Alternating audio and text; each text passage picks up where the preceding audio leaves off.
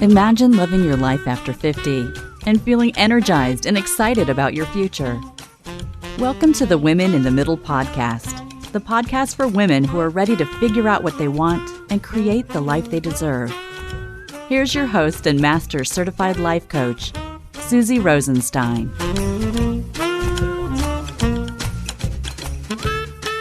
Hey there, welcome back to the podcast, Women in the Middle. I'm your host, Susie Rosenstein, your master certified coach and midlife mentor. And once again, I'm so glad to be here with you for this week's episode, which is about why your midlife hair is happy on holiday. Now, it's not hard to notice. Hair-related issues are everywhere and on every part of the body. We really do have to talk about it just a little bit. Everyone else is talking about it, so why not us? If it's your first time listening, welcome. I'm so glad you found us and look forward to hearing from you. If you're a regular listener, welcome back. I really appreciate that you have subscribed and you're listening. Awesome. All right, now we're going to dive into one of the surprise bonding topics of the pandemic, hair.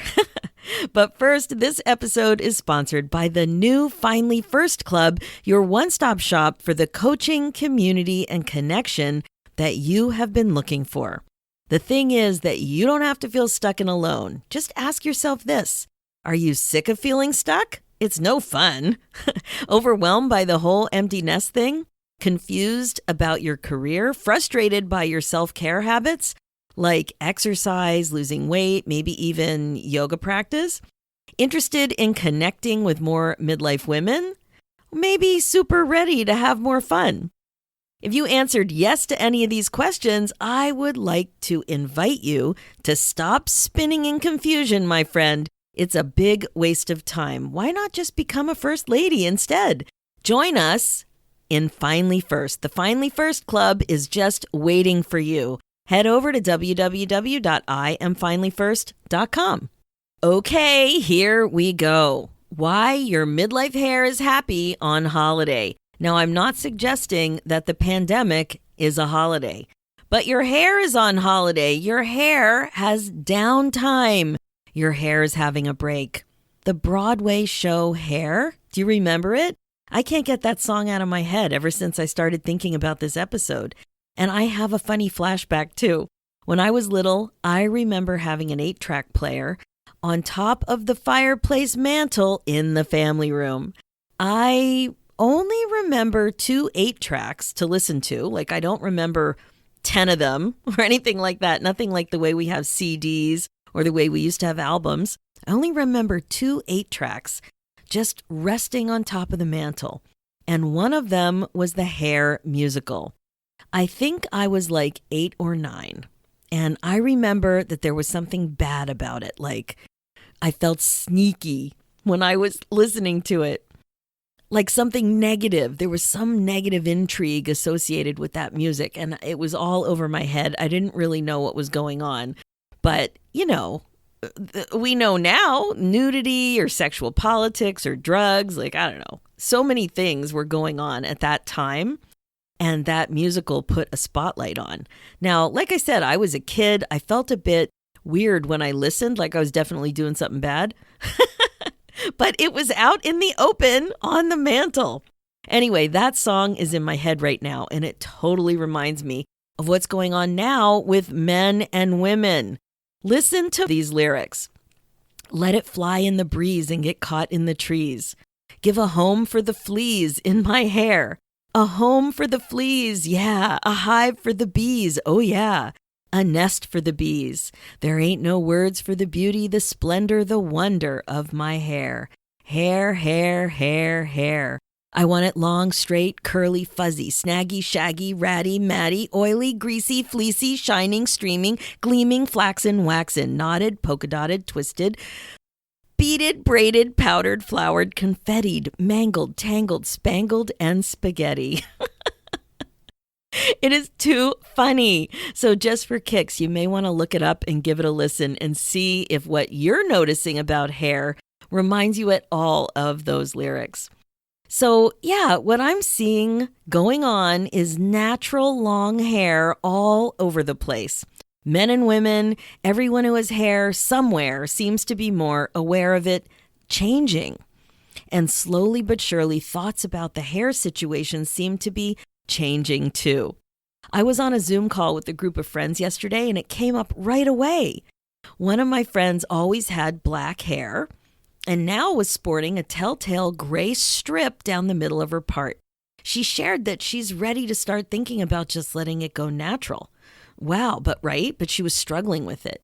And then we took our dog Nico, the Noof, for a walk in the neighborhood and ran into two friends sitting outside in a driveway 8 feet apart, just having a little gab.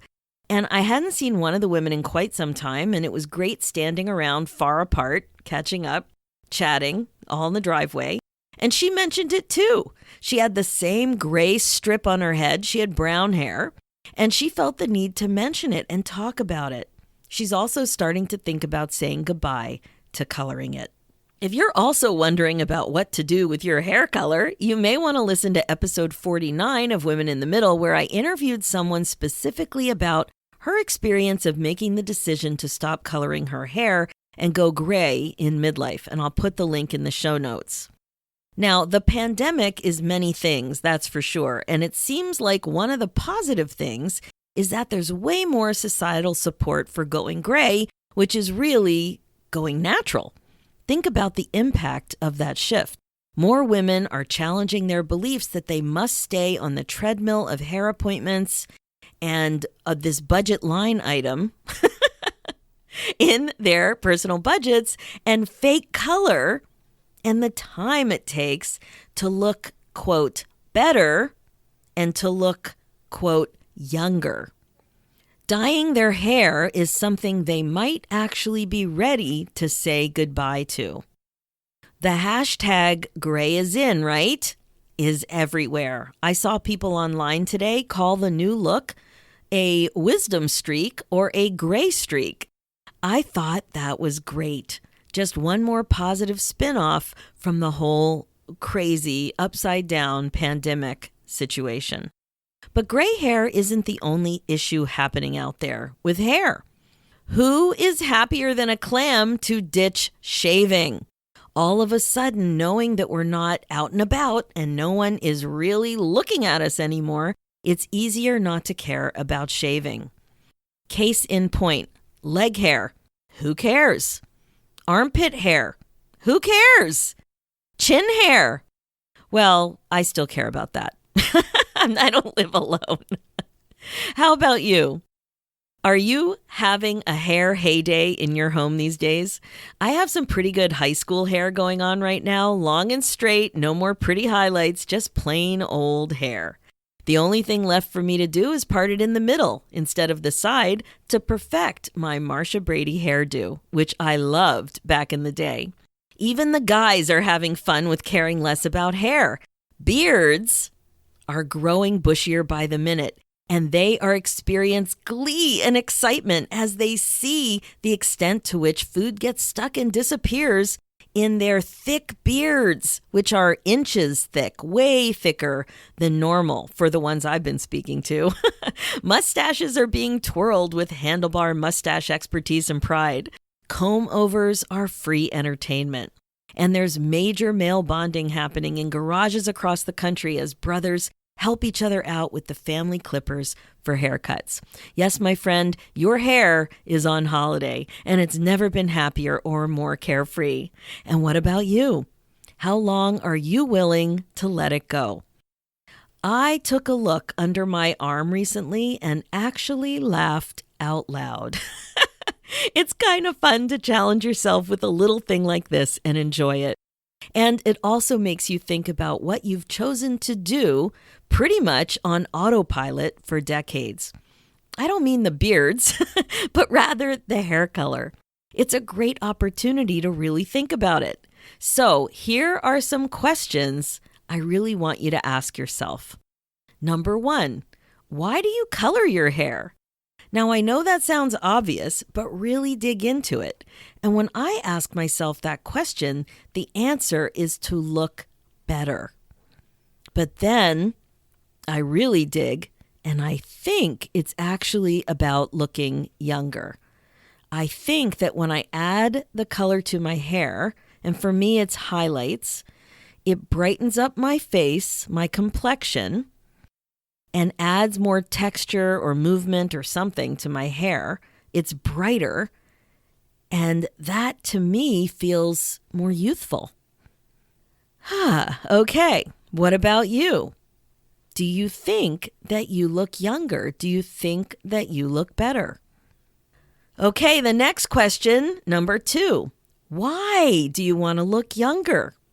Again, this might seem obvious, but it's not. You have a belief about youth. What is it? Is it that younger is better? If so, what does that mean about aging? If younger is better, is older worse? Really look at how that belief system sets up the rest of your life. Kind of like a downhill slide to bad. Interesting, right? What's really going on about the way you think about aging and how your hair color fits into it? And then number 3, the final question, what do you make it mean that more people are making the decision to go gray now because of COVID-related challenges? What comes up for you? Is it that you won't stand out as much? That it will be easier for you? And if so, why? Do you think that you'll have more support if you go gray or if you stop coloring your hair? Now, take a look at your thinking on this whole topic and notice how much of it is about being judged by other people and you wanting to be different than you are. The age that you are, the color of your hair, all of it, if you are constantly changing that, it means something. So what comes up for you as you take a look at your answers about being judged by other people and wanting to be different than you are? Notice how each of these interesting thoughts that you have make you feel. You know that thoughts create your feelings and that thoughts are optional. That's how it works. That is how it works. We talk about it all the time in this podcast. And if you're a student of mindfulness work, you're very aware of it. So now that you know more about what's going on up there in your brain, you can see the connection to how you're feeling and decide if you like what you're creating for yourself. Do you like your reasons? Is this what you want to believe about going forward in your life? After all, it's your life. You're here right now listening to the Women in the Middle podcast because you want to be more intentional about this age and stage of your life. And that means thinking and feeling on purpose. You have more wiggle room and choices than you might think. So that's it for today's episode. It's a short one this week. Why your midlife hair is happy on holiday. Hair is a big deal for us, that's for sure. I just wanted to give you a little more to think about as you notice collectively and personally what's going on with hair. Now, my focus as a midlife coach is to help you waste less time spinning and feeling stuck about your hair and a whole bunch of other things. It's time to get excited about your life again. Being the queen of your brain domain is the best way to be. Check out the show notes with more information and links at SusieRosenstein.com. Download my free ebook, 9 Secrets to Get Unstuck in Your 50s at www.SusieRosenstein.com/9 secrets. And you want to connect more with me in the future? Awesome! Join the free Women in the Middle community Facebook group where we continue this podcast conversation. Just go to www.facebook.com/groups/Women in the Middle community. And if you are ready to finally put yourself first, you can become a first lady. Join my new midlife membership, Finally First. This is an upbeat virtual community for midlife women who want to stop feeling stuck and confused and finally start making the changes they want in their next chapter. The clarity, courage, and connection you're looking for is only one click away. Join now and head over to www.IamFinallyFirst.com. Let's do this, ladies. It's time for you to put yourself first, one exciting thought and hairdo at a time. Thanks so much for listening, and I will talk to you next week.